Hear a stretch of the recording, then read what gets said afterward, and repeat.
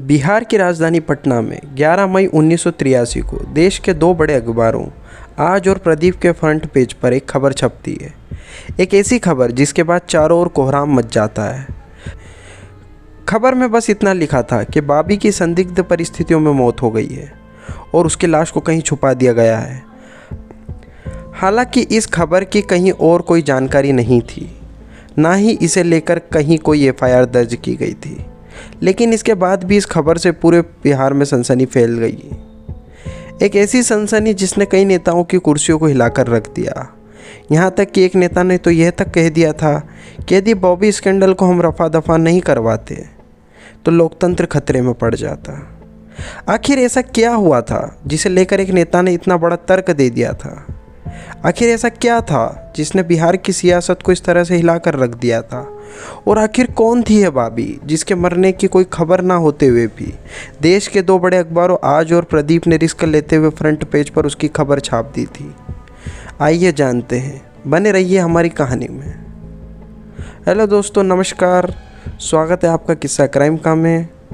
उम्मीद है आप और आपका परिवार अच्छे होंगे। ऐसी स्टोरीज़ के लिए हमारे चैनल को सब्सक्राइब ज़रूर करें, इससे हमें काफ़ी सपोर्ट और मोटिवेशन मिलता है।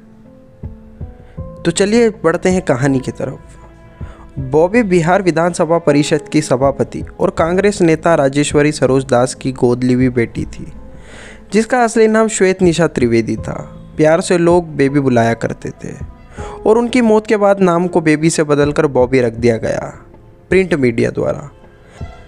सभापति की बेटी होने के कारण ही शायद बॉबी श्वेत निशा त्रिवेदी को 1978 में विधानसभा सचिवालय में टेलीफोन ऑपरेटर की नौकरी मिल गई और बाद में वो टाइपिस्ट भी बन जाती है।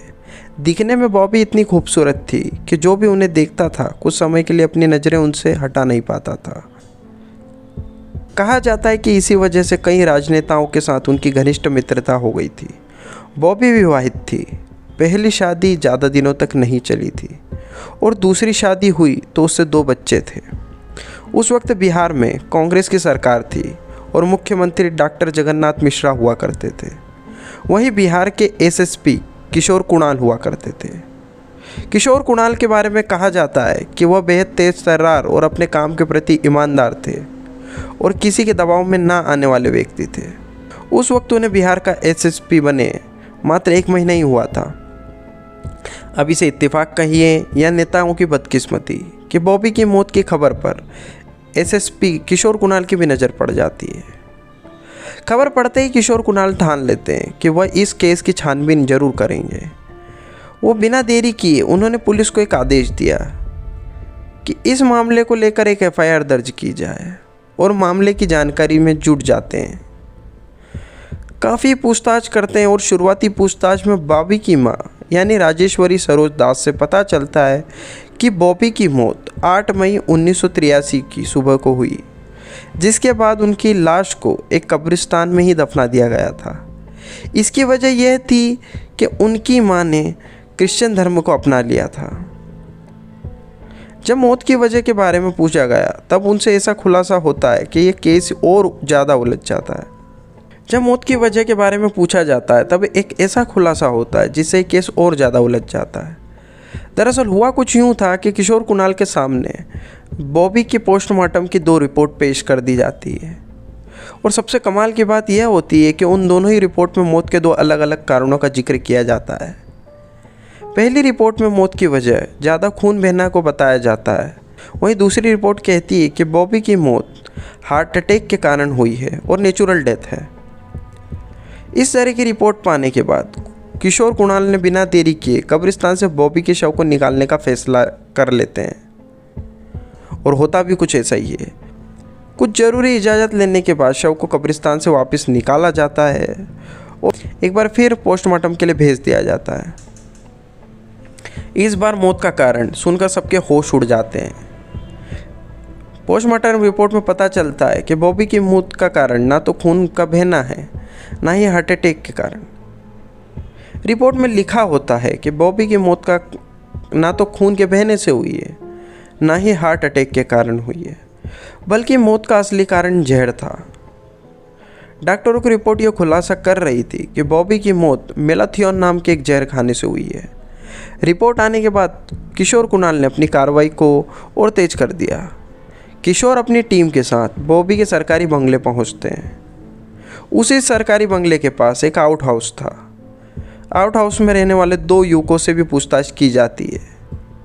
पूछताछ के दौरान वो दोनों लोग बताते हैं कि 7 मई 1983 की रात को कांग्रेस के नेता राधानंजन झा का बेटा रघुवीर झा बॉबी से मिलने आया था। इसके थोड़ी ही देर बाद बॉबी को पटना के IGIMS अस्पताल में भर्ती कराया जाता है, जहां सुबह 4 बजे के आसपास यानी 8 मई 1983 को इलाज के दौरान उनकी मौत हो जाती है। आनन फानन में उसके पोस्टमार्टम रिपोर्ट बनवाए जाते हैं और उसके बाद बॉबी को कब्रिस्तान में दफना दिया जाता है। पुलिस उन दोनों युवकों के बयान को रिकॉर्ड कर लेती है ताकि वह फिर अपने बयान से मुकर न जाए, लेकिन जल्द ही इस पूरे केस का खुलासा कर दिया जाता है।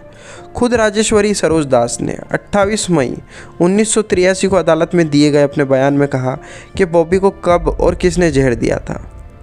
हत्याकांड तथा बॉबी से जुड़े अन्य तरह के अपराधों के तहत प्रत्यक्ष और परोक्ष ढंग से छोटे बड़े कांग्रेस के कई नेता शामिल पाए जाते हैं। लेकिन फिर कहानी में एक और ट्विस्ट आता है। होता कुछ यूँ है कि पुलिस अपनी आगे की कार्रवाई करने ही वाली थी। बहुत बड़े स्कैंडल का खुलासा बस होने ही वाला था कि तभी 44 MLA और 2 मिनिस्टर CM के ऑफिस पहुंचते हैं और कहते हैं कि अगर इस मामले की जांच और बढ़ी या इस मामले को बिहार पुलिस से CBI को ट्रांसफ़र नहीं किया गया तो हम आपकी सरकार गिरा देंगे। जिसके बाद मुख्यमंत्री भी दबाव में आ जाते हैं।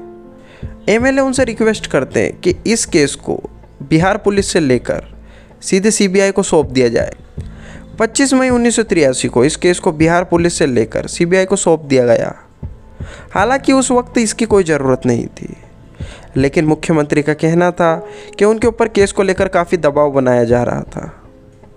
करीब 100 नेता नहीं चाहते थे कि इस केस का खुलासा हो।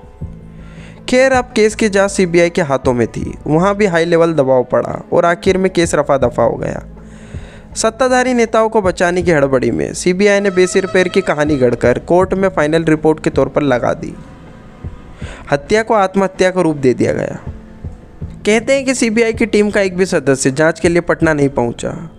ना तो उस डॉक्टर से मिला गया जिसने बॉबी की फॉरेंसिक रिपोर्ट बनाई थी, ना ही आउट हाउस के उन 2 युवकों से पूछताछ की गई, बल्कि दिल्ली में ही अपने ऑफिस में बैठकर CBI के द्वारा एक कहानी रची गई। कहानी में लिखा गया कि बॉबी ने आत्महत्या की है। आत्महत्या का कारण प्रेम प्रसंग बताया गया। कहा गया कि बॉबी ने सेंसिबल नामों की एक टेबलेट खाकर आत्महत्या की है, जबकि फॉरेंसिक रिपोर्ट में इस टेबलेट का कोई नामो निशान तक नहीं था। कहा गया कि बॉबी एक लड़के से प्यार करती थी और उससे शादी करना चाहती थी। जब लड़के ने शादी से मना कर दिया तो बॉबी ने आत्महत्या का कदम उठाया। इतना ही नहीं, बल्कि एक सुसाइड नोट भी तैयार किया गया, जिसका अब से पहले कहीं कोई जिक्र नहीं था। यह रिपोर्ट तैयार करके कोर्ट में पेश की जाती है और कोर्ट भी इसे मंजूर कर लेता है और इस तरह इस केस को यहीं बंद कर दिया जाता है। आज तक बॉबी की मौत के असली कारणों का पता नहीं चल पाया है। कहा जाता है कि केस खत्म होने के बाद एक नेता ने अपने बयान में कहा था कि यदि बॉबी स्कैंडल को हम तब रफा दफा नहीं करवाते तो लोकतंत्र खतरे में पड़ जाता और बिहार की सरकार गिर जाती। तो दोस्तों, ये थी हमारी वीडियो।